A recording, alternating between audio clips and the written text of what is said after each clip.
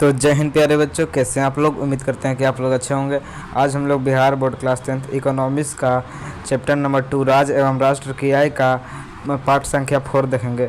हम लोगों ने पिछले 3 पार्ट में इस चैप्टर के बारे में बहुत कुछ जान लिया है। इस चैप्टर को लगभग समाप्त कर दिए हैं। आज इस चैप्टर का क्या हो जाएगा, आज इस चैप्टर का एंड हो जाएगा। आज के क्लास के बाद यह चैप्टर खत्म हो जाएगा आपका, ठीक। तो इससे पहले कि हम इस वीडियो को शुरू करें, और फटाफट इस वीडियो को जल्दी से जल्दी आप सारे लोग जल्दी से जल्दी इस वीडियो को लाइक कर दीजिए या शेयर कर दीजिए। जल्दी से जल्दी अपने जितने ज़्यादा से ज़्यादा अपने मित्रों के पास शेयर कर दीजिए और जल्दी से जल्दी लाइक कर दीजिए, ठीक। तो चलिए इस वीडियो को शुरू करते हैं। हम लोगों ने पिछले पार्ट में, पार्ट 3 में बहुत कुछ जान लिया था। उसमें हम लोग दादा भाई नौरोजी के बारे में प्रथम बार हुआ था। दादा भाई नौरोजी भारत में पहली राष्ट्रीय की गणना किए थे, इसके बारे में बताया थे आपको। इन सभी चीज़ के बारे में बता दिया था, ठीक। देखिए आज हमारा ये चैप्टर समाप्त हो जाएगा। और जब आज ये चैप्टर से देखिए, हमने कल आपको इनके बारे में बता दिया था कि सबसे पहले 1868 में दादा भाई नौरोजी ने राष्ट्रीय आय का गणना किया था सबसे पहले। और आप कौन करता है, CSO करता है, इसका 1951 में स्थापना हुआ था। ऐसा ही बता दिए थे आपको, ठीक। आज ही हमारा चैप्टर समाप्त हो जाएगा। आज के क्लास के बाद इसका PDF डाउनलोड करने के लिए आप चल जाएगा आई थिंक टेलीग्राम में, डिस्क्रिप्शन में टेलीग्राम का लिंक है, वहाँ पे आपको इसका PDF मिल जाएगा बिल्कुल फ्री। आपसे कोई पैसा नहीं लिया जाएगा, ठीक। आपको डिस्क्रिप्शन में टेलीग्राम का लिंक है, वहाँ पे मिल जाएगा। ये भी बता दिए थे कि बहुत ही महत्वपूर्ण 3 नंबर का प्रश्न बनता है कि राष्ट्रीय गणना में होने वाली कठिनाइयाँ का वर्णन करें, ठीक। आगे देखिए, आज हम लोग यहाँ से स्टार्ट करेंगे। देखिए आज हम लोग यहाँ से स्टार्ट करेंगे, ठीक। आज हम लोग राष्ट्रीय आय की धारणा को समझेंगे। राष्ट्रीय आय में जो हम लोग सुनते हैं ना, GDP, GNP, सकल घरेलू उत्पाद, सकल राष्ट्रीय उत्पाद, सुराष्ट्रीय उत्पाद, क्या ही सभी के बारे में आज जानेंगे, ठीक। तो फटाफट आप लोग इस वीडियो को शेयर कर दीजिए, अपने ज़्यादा से ज़्यादा मित्रों को जोड़ने का प्रयास कीजिए। आज हम लोग यहाँ से देखना स्टार्ट करेंगे, ठीक। देखिए उससे पहले आपसे कुछ ऑब्जेक्टिव टेस्ट लगा लिया जाए, जो हम लोगों ने पिछले पार्ट में पढ़ा था। इससे क्या हो जाएगा, सब चीज़ रिवाइज हो जाएगा ना, इससे रिवाइज हो जाएगा। इससे आपके लिए ही अच्छा रहेगा, सब चीज़ रिवाइज हो जाएगा। पहला प्रश्न जल्दी से बताइए, आप लोग कमेंट करके बताते रहिएगा, ठीक। वैसे पहला का बताइए क्या होगा। प्रश्न है कि सर्वप्रथम राष्ट्रीय आय का अनुमान किसने लगाया था। सर्वप्रथम भारत में सर्वप्रथम राष्ट्रीय आय की गणना किसने किया था, जल्दी से बताइए। सर्वप्रथम भारत में राष्ट्रीय आय की गणना तो याद रखेगा दादा भाई नौरोजी, ठीक। कौन किए थे, दादा भाई नौरोजी। कब किए थे ये भी याद रखेगा, 1868 ईस्वी में। सर्वप्रथम 1868 में दादा भाई नौरोजी किए थे, ठीक। आपका दूसरा प्रश्न है, आप लोग कमेंट कर दीजिएगा प्रश्न का आंसर, ठीक। कि पहला का ये, दूसरा का ये, ठीक। दूसरा आपका प्रश्न है कि भारत में सबसे ज़्यादा प्रति व्यक्ति आय किस राज्य का है, किस राज्य का सबसे ज़्यादा प्रति व्यक्ति आय है। जल्दी से कमेंट कीजिए, आप लोग वीडियो को पॉज कीजिए और कमेंट कीजिए क्वेश्चन नंबर 2 को, कि सबसे ज़्यादा प्रति व्यक्ति आय भारत में किस राज्य का है, ठीक। जल्दी से कमेंट कीजिए। सबसे ज़्यादा हो गया। देखिए आपको आंसर बताते हैं। सबसे ज़्यादा गोवा का, ठीक, याद रखेगा। सबसे ज़्यादा गोवा का प्रति व्यक्ति आय है। सबसे ज़्यादा में गोवा, सबसे कम में कौन आता है, बिहार, उड़ीसा आ जाएगा, बिहार आ जाएगा, उड़ीसा आ जाएगा, मध्य प्रदेश आ जाएगा, ठीक, याद रखेगा। अगला प्रश्न है हमारा बिहार है। बिहार में सबसे ज़्यादा प्रति व्यक्ति आय किसका है, ज़्यादा आय, सबसे ज़्यादा प्रति व्यक्ति आय किसका है, सबसे कम आय किसका है, जल्दी से बताइए। सबसे ज़्यादा किसका है, कम किसका है, जिले का नाम बताना है, ठीक। जल्दी से वीडियो को पॉज कीजिए। क्वेश्चन नंबर 4 का राइट आंसर जल्दी से कमेंट कीजिए। बिहार में सबसे ज़्यादा प्रति व्यक्ति आय किस जिले का है और सबसे कम किस जिले का है, जल्दी से वीडियो को पॉज कीजिए, कमेंट कीजिए। हो गया कमेंट। देखिए बिहार का सबसे ज़्यादा बोले तो पटना का, ठीक, याद रखेगा। सबसे ज़्यादा किसका है, पटना का। सबसे कम किसका है, याद रखेगा, शिवहर का। सबसे कम बोले तो शिवहर, सबसे ज़्यादा पटना का, ठीक, याद रखेगा। बहुत ही महत्वपूर्ण ऑब्जेक्टिव है। अगला प्रश्न है, बताइए गरीबी ही गरीबी को जन्म देता है, यह किसने कहा था। क्वेश्चन नंबर 5 है, गरीबी ही गरीबी को जन्म देता है, यह किसने कहा था। गरीबी ही गरीबी को जन्म देता है, यह किसने कहा था। जल्दी से वीडियो को पॉज कीजिए, कमेंट कीजिए। क्वेश्चन नंबर 5 का आंसर क्या हो जाएगा, गरीबी ही गरीबी को तो याद रखेगा रैगनर नर्स ने कहा था। किसने कहा था, रैगनर नर्स ने कहा था कि गरीबी ही गरीबी को जन्म देता है, ठीक, याद रखिएगा। चलिए आज की क्लास को हम लोग शुरू करते हैं। ये इतना बहुत ही महत्वपूर्ण ऑब्जेक्टिव था जिसके बारे में बताना बहुत ही ज़रूरी था, ठीक। आज की क्लास को शुरू किया जाए।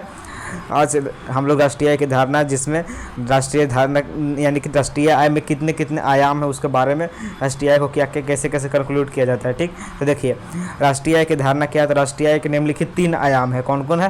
पहला होता है सकल घरेलू उत्पाद, जिसको हम लोग कहते हैं अंग्रेजी में gross domestic product. Gross domestic product यानी कि जीडीपी। आप लोग बहुत बार नाम सुने होंगे जीडीपी के बारे में कि भारत का जीडीपी इतना है, जीडीपी इसी को कहते हैं। पहला होता है सकल घरेलू उत्पाद यानी ग्रॉस डोमेस्टिक प्रोडक्ट, जिसको कहते हैं जीडीपी।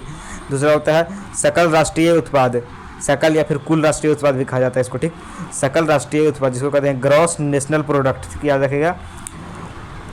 पहला कोई हुआ सकल घरेलू उत्पाद जिसको जीडीपी कहते हैं। दूसरा होता है सकल राष्ट्रीय उत्पाद जिसको जीएनपी कहते हैं। तीसरा होता है शुद्ध राष्ट्रीय उत्पाद जिसको एनएनपी कहते हैं। ठीक, याद रखेगा, पहला जीडीपी, दूसरा जीएनपी, फिर एनएनपी। सकल घरेलू उत्पाद, सकल राष्ट्रीय उत्पाद तथा शुद्ध राष्ट्रीय उत्पाद। ठीक, आगे चल देखिए सकल घरेलू उत्पाद क्या है। प्रश्न बनता है कि सकल घरेलू उत्पाद यानी कि जीडीपी क्या है। आपसे बहुत ही महत्वपूर्ण 2 नंबर का प्रश्न बनता है, जीडीपी क्या है, व्हाट इज सकल घरेलू उत्पाद, व्हाट इज जीडीपी, जीडीपी क्या है। तो लिखेंगे किसी देश में, चाहे कोई भी देश, भारत, पाकिस्तान, अफगानिस्तान, नेपाल, भूटान, चाइना, श्रीलंका, जो भी हो, किसी भी देश में एक निश्चित समय में, कोई भी एक निश्चित समय, चाहे 2 साल हो, 4 साल हो, 5 साल हो, निश्चित समय में वस्तुओं और सेवाओं के उत्पादन की कुल मात्रा को सकल घरेलू उत्पाद कहते हैं। यानी कि टोटल कितना वस्तुओं और सेवाओं का उत्पादन हुआ उसे कहते हैं सकल घरेलू उत्पाद। ठीक, फिर से समझिए, किसी भी देश में एक निश्चित समय अगर हम मान लिए 5 साल के लिए, तो किसी भी देश में एक निश्चित समय यानी मान लीजिए 5 साल के लिए जितने भी वस्तुओं और सेवाओं का देश में उत्पादन होगा ना, जितना भी वस्तु का उत्पादन मतलब कि जितना भी कपड़ा बनेगा, जितना भी साबुन शैम्पूल, यानी कि जितना भी वस्तु का उत्पादन, फोन बनता है ना, दूसरे देश में जाता है, मसाला का उत्पादन होता है, फल सब्जी का उत्पादन होता है, अनाज का उत्पादन होता है। इसमें क्या हुआ? उत्पादन वस्तुओं का। और सेवाओं का उत्पादन मतलब होता है कि दूसरे देशों को सेवा प्रदान करता है ना। जैसे में हो गया, यहाँ के लोग कॉल सेंटर में काम करते सेवा प्रदान करते हैं, दूसरे पढ़ा के सेवा प्रदान करते हैं, पुलिस पब्लिक को सेवा प्रदान करते हैं, यानी जितना भी सेवा प्रदान करने वाला कार्य हो गया ना, उसे कहते हैं सेवाओं का उत्पादन, चाहे उस फिर दूसरा देश को क्यों न किया जाए। तो किसी भी देश में जितना भी वस्तुओं और सेवाओं का उत्पादन होता है, उसकी कुल मात्रा एक निश्चित समय के लिए जितना वस्तु और सेवाओं का उत्पादन होता है, उसकी कुल मात्रा को सकल घरेलू उत्पाद यानी कि जीडीपी कहते हैं। ठीक, याद हो गया जीडीपी क्या है? एक निश्चित समय में किसी भी देश में वस्तुओं और सेवाओं के उत्पादन की कुल मात्रा को सकल घरेलू उत्पाद कहते हैं। ठीक, अगला है सकल राष्ट्रीय उत्पाद क्या यानी कि जीएनपी क्या है। ठीक, जीएनपी क्या है? तो देखिए लिखेंगे किसी भी देश में एक वर्ष में, वहाँ पर क्या था, निश्चित समय में कुछ भी ले सकते थे, 4 वर्ष, 5 वर्ष, 6 वर्ष, कुछ भी ले सकते थे। लेकिन यहाँ कह रहा है सिर्फ 1 वर्ष। किसी भी देश में 1 वर्ष में जितनी वस्तुओं और सेवाओं का उत्पादन होगा, उसके मौद्रिक मूल्यों को योग को सकल घरेलू सकल राष्ट्रीय उत्पाद कहते हैं। ठीक, मौद्रिक मूल्य यानी कि उसका टोटल प्राइस कितना होगा, पैसा। देखिए जीडीपी कहता है कि एक निश्चित समय में, चाहे वो 5 साल हो, 6 साल हो, 1 साल हो, 2 साल, फर्क नहीं पड़ता, एक निश्चित समय में जितना भी वस्तु और सेवा का उत्पादन होगा ना, उसे कहते हैं जीडीपी। लेकिन जीएनपी क्या है? तो वही होता है खाली 1 वर्ष, वहाँ निश्चित समय की जगह 1 वर्ष लिख दीजिएगा। किसी भी देश में 1 वर्ष में जितनी वस्तुओं और सेवाओं का उत्पादन होता है, उसे नहीं कहते हैं, बल्कि उसके मौद्रिक मूल्य को कहते हैं। यानी कि उसका जितना उत्पादन हुआ वस्तु और सेवा का, उसका प्राइस क्या है, उसका कितना पैसा होगा, उसे मौद्रिक मूल्यों को योग को सकल राष्ट्रीय उत्पाद यानी कि जीएनपी कहते हैं। ठीक, याद रखिएगा।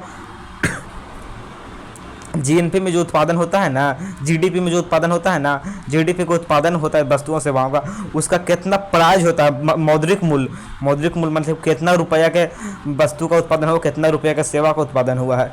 ठीक, तो मौद्रिक मूल्य को योग को ही सकल राष्ट्रीय उत्पाद कहते हैं। ठीक, याद रखिएगा, बहुत ही महत्वपूर्ण प्रश्न है, 2 नंबर में पूछा जाता है। जीडीपी क्या है, जीएनपी क्या है, यानी कि तीनों के बारे में। फिर होता है शुद्ध राष्ट्रीय उत्पाद, इसके बारे में बताते हैं, तीनों के बारे में पूछा जाता है बार बार। ठीक, याद रखिएगा। चलिए अब आगे चलते हैं कि शुद्ध राष्ट्रीय उत्पाद यानी कि एनएनपी क्या है। लेकिन उससे पहले इससे समझ गए ना, जीडीपी या जीन के बारे में समझ गए ना। अगर समझ गए तो फटाफट लाइक कर दीजिए, फटाफट इस वीडियो को लाइक कर दीजिए और शेयर कर दीजिए। आप लोग जितना ज़्यादा से ज़्यादा हो सके अपने मित्रों के पास व्हाट्सएप ग्रुप में, टेलीग्राम ग्रुप में इस वीडियो को शेयर कर दीजिए। अगर यहाँ तक समझ गए हैं तो फटाफट लाइक करके शेयर कर दीजिए। ठीक, चलिए देखते हैं, समझते हैं आगे क्या है कि एनएनपी क्या है। देखिए लेकिन उससे पहले इसके बारे में और भी जान लेते हैं। अथी जो जीएनपी है, जीडीपी के बाद जीएनपी पढ़े ना, सकल राष्ट्रीय उत्पाद, उसके बारे में और क्या क्या है देखिए। पहले तो ये परिभाषा इसका जान लिया, किसी देश में एक वर्ष में जितना वस्तुओं और सेवाओं का उत्पादन होता है उसे मौद्रिक मूल्यों को योग को ही सकल राष्ट्रीय उत्पाद कहते हैं। अब देखिए ये क्या है, इससे क्या होता है, देखिए इसके बारे में समझते हैं। और कि जो सकल राष्ट्रीय उत्पाद होता है, सकल राष्ट्रीय उत्पाद को पता लगाने के लिए देश की, देखिए सकल राष्ट्रीय उत्पाद को पता लगाने के लिए देश की कुल जीडीपी में देशवासियों द्वारा विदेशों में उत्पादित वस्तुओं और सेवाओं को जोड़ा जाता है तथा विदेशों द्वारा देशों में उत्पादित जो विदेशी लोग होते हैं उनके द्वारा जो देश में उत्पादन होता है वस्तुओं और सेवाओं का, उसे घटा दिया जाता है। अर्थात जीएनपी इज इक्वल टू होता है जीडीपी माइनस, देखिए जीएनपी बराबर क्या होता है, जीडीपी प्लस देशवासियों द्वारा उत्पादित विदेशों में सेवाएं। मतलब जो कोई देश का आदमी है, इंडिया का आदमी है, अमेरिका में या फिर कोई और देश में जाकर काम कर रहा है तो जितना पैसा कमाएगा उसे भी ऐड कर दिया जाता है। भारत का जो जीडीपी होगा, जीएनपी क्या है, तो भारत का जीडीपी में जो भारत के आदमी है दूसरे देश में जाकर काम कर रहा है उसके पैसे को भी ऐड किया जाएगा तथा जो विदेशी व्यक्ति है अपने देश में काम कर रहा है, विदेशी व्यक्ति आके अपने देश में काम कर रहा है, उसके पैसे को घटा दिया जाएगा जितना वो कमाता है। ठीक, तो उसे क्या कहते हैं, जीएनपी कहते हैं। ठीक, समझ गए कि जो सकल राष्ट्रीय उत्पाद क्या है। देखिए जो सकल राष्ट्रीय उत्पाद होता है, सकल राष्ट्रीय उत्पाद में इसको पता लगाने के लिए जो देश की कुल जीडीपी होता है, शुद्ध थी जो देश का कुल जीडीपी होता है, जिसके बारे में हमने आपको बताया, सकल घरेलू उत्पाद, जो सकल घरेलू उत्पाद होता है जीडीपी, उसमें से जो देशवासी होते हैं, देशवासी भारत के व्यक्ति, देशवासियों द्वारा विदेशों में जो पैसा कमाया जाता है उसको ऐड कर दिया जाता है तथा जो विदेशी लोग आके भारत में पैसा कमा रहे हैं उसको घटा दिया, माइनस कर दिया जाता है। उसे क्या कहते हैं, तो जो कैलकुलेशन निकलता है उसके जोड़ने घटाने के बाद जो निकलता है उसे कहते हैं जीएनपी, यानी कि सकल राष्ट्रीय उत्पाद। ठीक, तीन चीज़ होता है, पहला होता है सकल घरेलू उत्पाद, इसको जीडीपी कहते हैं, दूसरा होता है सकल राष्ट्रीय उत्पाद यानी कि जीएनपी, फिर होता है शुद्ध राष्ट्रीय उत्पाद यानी कि एनएनपी। ठीक, तो पहले जीडीपी क्या है, तो जीडीपी क्या है समझिए, जीडीपी है एक वर्ष में देश में उत्पादित पूरा वस्तु और सेवाओं के मूल्यों को एक निश्चित समय में, चाहे एक वर्ष हो चाहे 2 वर्ष हो या फिर मिनिमम 1 वर्ष ही मान लेते हैं हम लोग, एक वर्ष में देश में उत्पादित सभी वस्तुओं और सेवाओं को योग को, मतलब जितना ही वस्तु और सेवा के जितना उत्पादन होगा देश में उसे कहते हैं सकल घरेलू उत्पाद यानी कि जीडीपी। जीडीपी में यह भी जोड़ लिया जाता है कि कोई विदेशी आके भारत में काम कर रहा है उसको भी जोड़ लिया जाता है। जीडीपी में क्या होता है ना कि मान लिया जाए कोई अमेरिका के व्यक्ति है, वो आके भारत में काम कर रहे हैं, वस्तुओं को सेवाओं को उत्पादन, मान लिया जाए कि अमेरिका की एप्पल कंपनी आके भारत में खोल दिया है अपना बिजनेस और भारत में ही फ़ोन बना रहा है, यानी कि फ़ोन का उत्पादन होना है भारत में, वस्तु फ़ोन क्या है, एक वस्तु ही है, तो वस्तुओं का उत्पादन हो रहा है यानी कि फ़ोन का ढेर सारा उत्पादन हो रहा है। लेकिन अमेरिका का कंपनी है, पैसे कमाएगा जो अमेरिका भेजेगा, लेकिन फिर भी भारत में उत्पादन हो रहा है, इसलिए भारत में जीडीपी में इसको ऐड कर दिया जाएगा। यानी कि विदेशियों द्वारा हो चाहे देशवासियों द्वारा हो, देश में जितना भी साल भर में कमाया जाता है, जितना भी वस्तुओं और सेवाओं का उत्पादन होता है उसे कहते हैं जीडीपी। दूसरा होता है जीएनपी यानी कि सकल राष्ट्रीय उत्पाद। ये क्या है, तो यह है ना कि जो जीडीपी होता है उसमें से जो विदेशी व्यक्ति है भारत में आके कमा रहा है उसको घटा दिया जाए। जैसे कि विदेशी आके एप्पल के शोरूम खोल दिया, एप्पल का फ़ोन बन रहा है, तो एप्पल का जो अमेरिका का मालिक है वो भारत में कमा रहा है ना, उसको माइनस कर लिया जाएगा, घटा दिया जाएगा। जबकि जो भारत के व्यक्ति हैं विदेशों में जाके कमा रहे हैं उसको ऐड कर लिया जाएगा। जो भारत के व्यक्ति विदेशों में जाके कमाते हैं उसको जीडीपी में ऐड कर दिया जाता है, तथा जो विदेशी व्यक्ति भारत में आके कमा रहा है, भारत में आके पैसा कमाता है और अपने देश में भेजता है, उसको घटा लिया जाता है। तो क्या निकलता है, जीडीपी में से जोड़ने घटाने पे जीएनपी निकलता है। इसको इस प्रकार से फार्मूला में ड्राइव कर दिया जाता है, GNP is equal to GDP plus देशवासियों द्वारा विदेश में सेवाएं एवं उत्पादन, तथा माइनस कर दिया जाता है विदेशियों द्वारा देश में सेवाएं एवं उत्पादन। ठीक, तो उम्मीद करते हैं आप समझ गए होंगे। आगे चलिए, आगे है क्वेश्चन, शुद्ध राष्ट्रीय उत्पाद क्या है। ठीक, अगला प्रश्न कह रहा है शुद्ध राष्ट्रीय उत्पाद, जिसको कहते हैं इंग्लिश में एनएनपी, नेट नेशनल प्रोडक्ट। शुद्ध राष्ट्रीय उत्पाद एनएनपी क्या है, तो देखिए इसे ध्यान से समझिए, 100% कॉन्सेंट्रेट होकर समझिए। कह रहा है कि जो सकल राष्ट्रीय उत्पाद आया, यहाँ जीएनपी आया, सकल सकल राष्ट्रीय उत्पाद में से वस्तुओं और सेवाओं को, जो वस्तु और सेवाओं को उत्पादन करने में जितना खर्च होता है उसे घटा देने पर जो आता है उसे कहते हैं शुद्ध राष्ट्रीय उत्पाद। समझ गए हैं? शुद्ध राष्ट्रीय उत्पाद क्या है? तो शुद्ध राष्ट्रीय उत्पाद होता है कि जो सकल राष्ट्रीय उत्पाद आया है जीएनपी में से उत्पादन में जितना खर्च हुआ है, वस्तु को उत्पादन में, वस्तु और सेवा को उत्पादन में जितना खर्च होता है उसे घटा देने पर जो आता है उसे कहते हैं एनएनपी, शुद्ध राष्ट्रीय उत्पाद। ठीक, दूसरे शब्दों में सकल राष्ट्रीय उत्पाद में से कच्चे माल की कीमत तथा मजदूरों की खर्चा होता है उसे घटा देने पर जो प्राप्त होता है उसे कहते हैं एनएनपी। ठीक, समझ गए? आपको फिर से समझाते हैं वाइट पेज पे जाकर। ठीक है, मतलब कि प्लेन पेज पे आकर समझाते हैं। देखिए, पहला होता है जीडीपी। जीडीपी क्या है? तो एक वर्ष में जो एक वर्ष में कुल उत्पादन, कुल वस्तु तथा सेवा का उत्पादन, याद रखिएगा, एक वर्ष में कुल वस्तु तथा सेवा का उत्पादन को क्या कहते हैं? वस्तु तथा सेवा का उत्पादन, वस्तु तथा सेवा का उत्पादन। ठीक, एक वर्ष में, या फिर कोई निश्चित समय भी कह सकते हैं, या फिर एक वर्ष में मान लीजिए एक वर्ष में टोटल वस्तु एवं सेवा का उत्पादन होता है ना, इसे कहते हैं जीडीपी। ठीक, समझ गए? जीडीपी क्या है? एक वर्ष में टोटल वस्तु और सेवा का जितना भी उत्पादन होगा उसे कहेंगे जीडीपी। दूसरा होता है जीएनपी। ठीक, याद रखिएगा, ये होता है सकल राष्ट्रीय उत्पाद। ठीक, तो जीएनपी क्या होता है? जीडीपी में से जो जीडीपी आया हमारा एक वर्ष में जितना वस्तु और सेवा का उत्पादन हुआ है जिसको हम लोग कहते हैं जीडीपी। ठीक है, यहाँ देखिए, जो हमारा जीडीपी हुआ, जीडीपी यानी कि एक वर्ष में जितना भी वस्तु और सेवा का उत्पादन हुआ है ना हमारे देश में उसे कहेंगे जीडीपी। और जीडीपी में से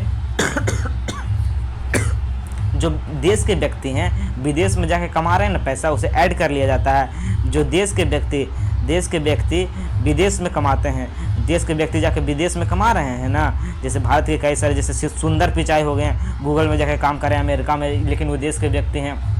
जितना भी कमा, कई सारे भारत के इंजीनियर, डॉक्टर हैं, दूसरे देशों में जाके काम करते हैं, वहाँ बेहतर सुविधा के साइंटिस्ट हो गए, नासा में जाके काम करते हैं, इसरो में काम करते हैं। देखिए, जो भी देश से बाहर रह के काम कर रहे हैं ना, लेकिन वहाँ से पैसा कमा के देश में भेजते हैं, उसे ऐड कर लिया जाता है। जबकि जो विदेशी आके भारत में काम कर रहा है, जैसे मैं विदेशी कंपनी आकर भारत में कंपनी खोलता है, अपना यहाँ से जितना पैसा कमाता है सब जाकर अपन देश में भेजता है। जैसे अमेरिका वाला एप्पल का शोरूम, सैमसंग वाला सैमसंग का शोरूम खोलेगा, यानी कि अलग अलग विदेशी कंपनी आके यहाँ पे क्या करेगा, यहाँ पे भारत में आके अपना कंपनी खोलता है, बिजनेस खोलता है, और यहाँ से जितना पैसा कमाता है अपने देश में भेजता है, तो इसको घटा लिया जाता है। जो विदेशी होते हैं, यहाँ हो जाएगा विदेशी द्वारा देश में। ठीक, विदेशी द्वारा जितना भी देश में कमाया जाता है ना, देश में जितना पैसा कमाते हैं विदेशी, उसको घटा लिया जाता है। तो इससे में क्या आता है? जीएनपी। ठीक, जितना भी जीडीपी हुआ, जीडीपी मतलब कि एक वर्ष में देश में कुल वस्तुओं और सेवाओं का उत्पादन। तो जीडीपी में से जो देश के व्यक्ति विदेश में कमा रहे हैं पैसे, उसे ऐड कर लिया जाता है। जैसे सुंदर पिचाई भैया कमाते हैं, जाकर गूगल में, फिर इधर जाके देखें माइक्रोसॉफ्ट में भी कई लोग काम करते हैं, अलग अलग कंपनी में कई डॉक्टर होते हैं, कई इंजीनियर, कई साइंटिस्ट होते हैं, जाके अलग अलग देश में काम करते हैं, अलग अलग देशों में जाके काम करते हैं। तो इससे क्या होता है, उनके कमा के भेजते हैं, जितना पैसा कमाते हैं जाके अपने देश में ही भेजेंगे ना, तो भेजते हैं, उसे ऐड कर लिया जाता है जो विदेश में कमाते हैं। तथा जो विदेशी व्यक्ति भारत में आके कमाता है अपना कंपनी डालकर, उसे घटा लिया जाता है, उससे क्या निकलता है? जीएनपी। उम्मीद करते हैं आप समझ गए होंगे। अगर समझ गए हैं तो फटाफट लाइक कर दीजिए, लाइक करके शेयर कर दीजिए, फटाफट लाइक करके शेयर कर दीजिए। ठीक, अब आगे देखिए, फिर तीसरा होता है, दो समझेंगे, पहला होगा जीडीपी, दूसरा जीएनपी, तीसरा होता है NNP, net national product. NNP, तीसरा होता है एनएनपी। ये क्या होता है? तो ये होता है ना कि सकल राष्ट्रीय उत्पाद आया, जीएनपी आया ना, जीएनपी। अभी हम आपको समझाएं जीएनपी क्या है। तो जीडीपी में जो देश के व्यक्ति पैसा कमाएगा उसको ऐड कर लिया जाएगा, तथा विदेशी व्यक्ति कमाता है अपने देश में आके, उसे घटा दिया जाता है। तो क्या आता है? जीएनपी। और जीएनपी में से टोटल वस्तु को उत्पादन करने में जितना खर्च होता है ना, कच्चा माल में जितना भी खर्च होता है ना, कच्चा माल का खर्च, कच्चा माल का खर्च होता है ना, कच्चा माल का खर्च हो गया, मजदूरों का खर्च, क्योंकि अगर हम वस्तु और सेवा का उत्पादन करेंगे, जैसे मान लीजिए कपड़ा का उत्पादन कर रहे हैं, तो वहाँ पर रुई लगेगा ना, कच्चा माल। अगर मान लिया जाए कि हम ऐसे कपड़ा की जगह दूसरे देश के व्यक्ति आकर मोबाइल भी बना रहा है, तो मोबाइल के लिए भी उसके कच्चा माल नहीं लगेगा, लेकिन छोटा छोटा उसके ढेर सारा सामान लगता है ना, पार्ट पुर्जा मोबाइल का। और फिर वहाँ कई सारे वर्कर काम करते हैं, मजदूर, कई सारे लोग वर्कर काम करते हैं ना, तो क्या होगा, कच्चा माल तथा मजदूरी का जो पैसा होता है उसको घटा लिया जाता है। जो जीएनपी आता है, जीएनपी, एनएनपी क्या है, तो जीएनपी में से कच्चा माल तथा मजदूरों को उस खर्चा को घटा लिया जाता है, तो टोटल आता है शुद्ध राष्ट्रीय प्रोडक्ट, यानी कि शुद्ध रुपया, मतलब शुद्ध आता है कि एक्चुअल में सही होता है कि कितना कमाई हुआ है। जैसे ऐसे समझिए ना कि जीएनपी क्या होता है ना, कि मान लिया जाए ना कि हम अपने भारत का जीडीपी एक मान लेते हैं, ऐसे मानते हैं, पहला होता है जीडीपी, ठीक, पहला होता है जीडीपी मतलब समझिए कि जीडीपी है 100 रुपया, यानी कि जीडीपी टोटल 100 रुपया हुआ, तो यहाँ पे जीएनपी कितना होगा, जीएनपी दूसरा होगा जीएनपी, ठीक, तो जीएनपी कितना होगा, तो जीएनपी होगा तो विदेशी आके जितना कमा रहा है भारत में, तथा विदेश में जितना भारतीय जाके कमा रहे हैं उसे ऐड कर लेते, जैसे घटा लिया जाए। जैसे मान लिया जाए कि विदेशी जाकर भारत में 20 रुपये कमा रहे हैं, टोटल जो विदेशी हैं वो भारत में आके 20 रुपये कमा रहे हैं, यानी टोटल हमारा जीडीपी 100 रुपये हुआ, इसमें से विदेशी कितना कमा रहे हैं आके भारत में 20 रुपये कमा रहे हैं, उसको घटा लिया जाएगा। तथा जो हमारे भारत के लोग विदेश में जाकर मान लिया जाए 30 रुपये कमा रहे हैं, हमारे भारत के लोग जाकर विदेश में 30 रुपये कमा रहे हैं, उसको ऐड कर लिया जाएगा, ठीक। तो 100 में से 20 जाएगा तो बचेगा 80, 80 में 30 जोड़ देंगे तो 110, ठीक। तो जीएनपी की आ जाएगा 110 आएगा। जीडीपी कितना है, 100 है, और जीडीपी में से जितना विदेशी आके भारत में कमा रहे हैं, मान लीजिए विदेशी आके भारत में 20 रुपये कमा रहा है, भारत का जीडीपी है 100 रुपया, तो 20 रुपया घटा लिया जाएगा, क्योंकि विदेशी कमा रहा है ना, वो यहाँ कमाएगा और अपने पैसा अपने देश में भेज देगा, अपने परिवार वालों के पास भेज देगा ना, तो ये भारत का थोड़े होगा, तो उसको घटा लिया जाता है। तथा जो भारत के व्यक्ति विदेशों में जाके काम करते हैं, मान लीजिए विदेश में जाकर 30 रुपये कमा रहे हैं, तो उसको क्या कर लिया, ऐड कर लिया जाएगा, यानी कि 100 में से 20 जाएगा तो 80 बचेगा, 80 में 30 जोड़ेंगे तो 110, तो हमारा जीएनपी क्या हो जाएगा, 110 होगा। समझ गए, उम्मीद करते हैं आप समझ गए होंगे। जीडीपी या जीएनपी क्या है, जीडीपी मतलब कि जितना टोटल देश में वस्तुओं सेवाओं का उत्पादन हो रहा है, और जीएनपी मतलब कि वस्तुओं सेवाओं का जो टोटल जीडीपी आया है, जीडीपी में से जो विदेशी व्यक्ति कमा रहा है 20 पे घटा लेंगे तथा 30 पे जोड़ देंगे, जो भारत के व्यक्ति विदेश में कमा रहा है उसको जोड़ देंगे, ठीक। और तीसरा क्या होता है, तीसरा होता है NNP, net national product. NNP ये क्या होता है, तो देखिए ये होता है ना कि जो हमारा टोटल जीएनपी आता है उसमें से खर्च को घटा लिया जाता है।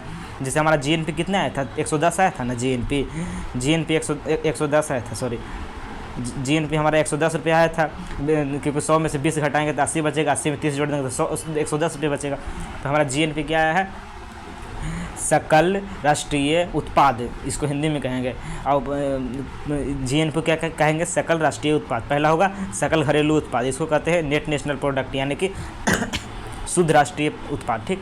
तो जो एनएनपी होता है, एनएनपी जीडीपी में जीएनपी जितना आया है ना हमारा 110 रुपया, इसमें से कुल खर्च को घटा लिया जाता है। जैसे मान लिया जाए ना कि मजदूर 10 रुपये का आया था, उसका क्या कच्चा माल आया था, 10 रुपये का टोटल कच्चा माल आया था, तथा मान लिया जाए कि 30 रुपये लग गया मजदूरी, 30 रुपये मजदूरी लगा, जो मजदूर काम करेंगे, उत्पादन करेंगे वस्तु और सेवा का, उसको देना पड़ेगा ना जी। तो मान लीजिए कि 30 रुपये क्या हुआ, 30 रुपया हो गया मजदूरों का मजदूरी, और 10 रुपये के कच्चे माल में लग गया था सेवाओं वस्तु को उत्पादन करने में, मतलब कपड़े को उत्पादन मान लिया जाए तो 10 रुपये के रुई आया था कपड़ा को उत्पादन करने के लिए, और 30 रुपये लग गया मजदूरों को देने के लिए जो मजदूर काम कर रहे थे, यानी कि 110 में से 10 चल जाएगा, फिर 30 घटा देंगे तो जो टोटल आएगा उसको कहेंगे एनएनपी, यानी कि शुद्ध राष्ट्रीय प्रोडक्ट। तो 110 में से 10 जाएगा, फिर 30 जाएगा तो 70 रुपया। तो हमारे पास क्या बचा, एनएनपी कितना बचा, एनएनपी कितना बचा, 70 रुपया, यानी कि यही एक्चुअल प्राइस हुआ, यही शुद्ध होता है, शुद्ध राष्ट्रीय प्रोडक्ट, यानी कि सही में कितना का फ़ायदा हुआ, तो 70 रुपये का फ़ायदा हुआ है, ठीक। क्योंकि वस्तुओं सेवाओं को उत्पादन में कितना लगा था, 10 रुपये लगा था, मजदूरों को देना पड़ा 30 रुपया, और टोटल जो जीएनपी था वो जीएनपी कितना था, तो जीएनपी हमारा 110 था, इसलिए घट जाएगा 40 रुपये 110 में से 70 रुपये क्या है, 70 रुपये क्या है, एनएनपी शुद्ध राष्ट्रीय उत्पाद आया, ठीक। तो समझ गए, जीडीपी पहला क्या होगा, जीडीपी, दूसरा हो गया जीएनपी, और तीसरा क्या हो गया, एनएनपी, ठीक, एनएनपी। तो अगर आप लोग ये तीनों को समझ गए हैं तो जल्दी से आप लोग कमेंट कर दीजिए कि समझ गए, यस भैया समझ गए, यस भैया समझ गए, जल्दी से कमेंट कर दीजिए, यस भैया समझ गए, जल्दी से कमेंट कर दीजिए, जल्दी से आप लोग कमेंट कर दीजिए और लाइक भी कर दीजिए इस वीडियो को, ठीक। अब आगे चलिए, आगे क्या है आगे जानते हैं, ठीक। ये समीकरण आप लिख लीजिएगा। इस समीकरण के रूप में जो बनता है ना कि NNP बराबर होता है GNP माइनस उत्पादन में खर्च, और यहाँ पे हम आपको बताए थे कि GNP बराबर क्या होता है GDP माइनस देशवासियों द्वारा विदेश में कमाए गए पूंजी तथा विदेशियों द्वारा देश में जो कमाई होता है उसको घटा लिया जाता है, विदेशियों द्वारा देश में कमाया जाता है उसे घटा के जो देशवासी विदेश में कमाते हैं उसको जोड़ लिया जाता है। इस समीकरण के रूप में ये याद रखेगा। इससे क्या होगा आपको नोट कर लीजिएगा, याद रहेगा। ठीक, आगे चलिए। आगे कह रहा है प्रश्न, देखिए आगे प्रश्न पूछ रहा है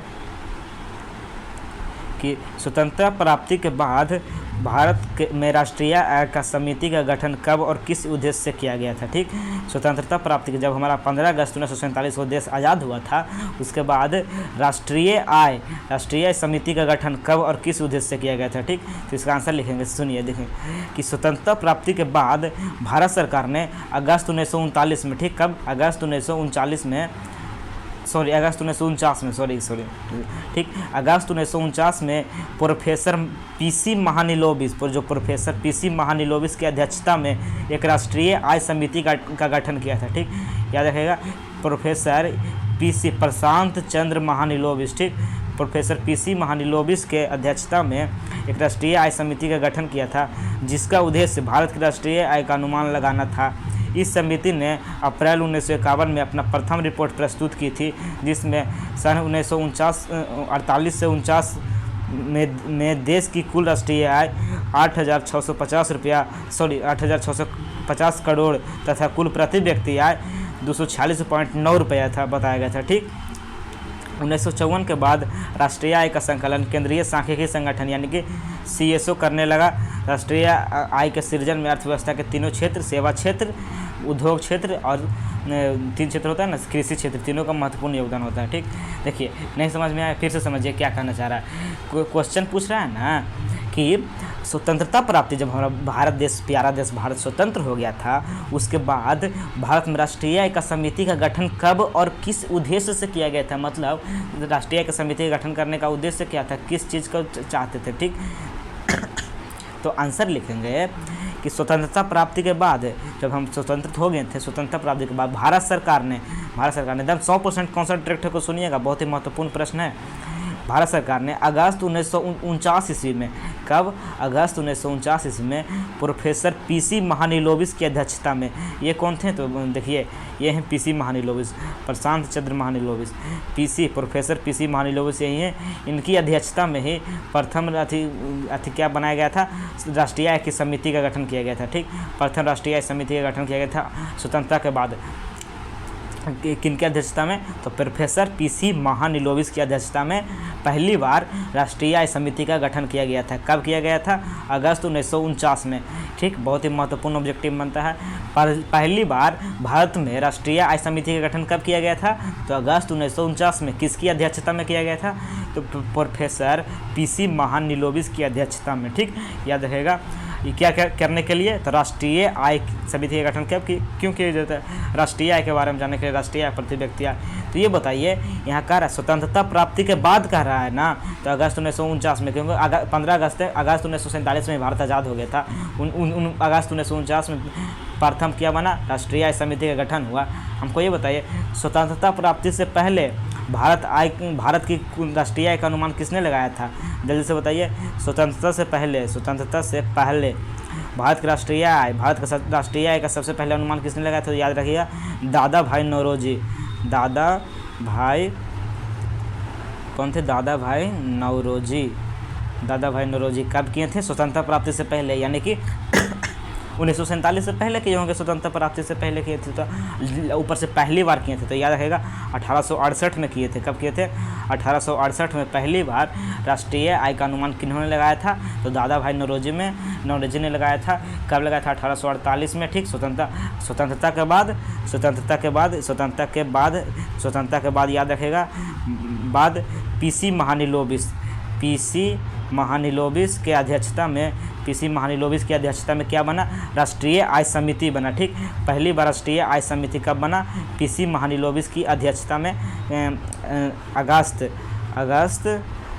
1949 में। ठीक, याद रखेगा, अगस्त 1949 में प्रोफेसर PC महानिलोबिस की अध्यक्षता में पहली बार राष्ट्रीय आय समिति का गठन हुआ। ठीक, याद रहेगा, राष्ट्रीय आय समिति का गठन हुआ। पहली बार कब हुआ?